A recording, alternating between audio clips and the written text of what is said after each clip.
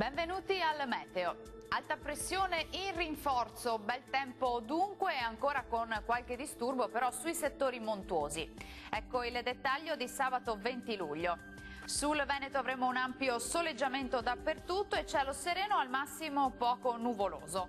Umide infiltrazioni atlantiche lambiranno a Alpi e Prealpi, dove potremo avere ancora qualche rovescio o temporale tra le ore pomeridiane e quelle serali. Temperature in aumento con minime tra 15 e 22 gradi, valori massimi compresi invece tra 29 e 33 gradi circa. Ci spostiamo ora sul Friuli Venezia Giulia, dove avremo una giornata soleggiata ovunque con cielo sereno o al massimo poco nuvoloso. Qualche addensamento sui rilievi anche con isolati acquazzoni, specie durante le ore pomeridiane. Temperature via via più calde con minime tra 18 e 23 gradi, valori massimi oscillanti invece tra 28 e 32 gradi.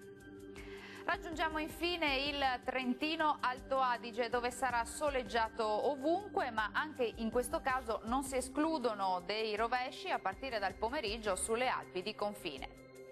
Temperature minime tra 16 e 17 gradi, massime invece comprese tra 32 e 33 gradi circa. Bene, dal meteo di Antenna 3 per ora è tutto. Arrivederci.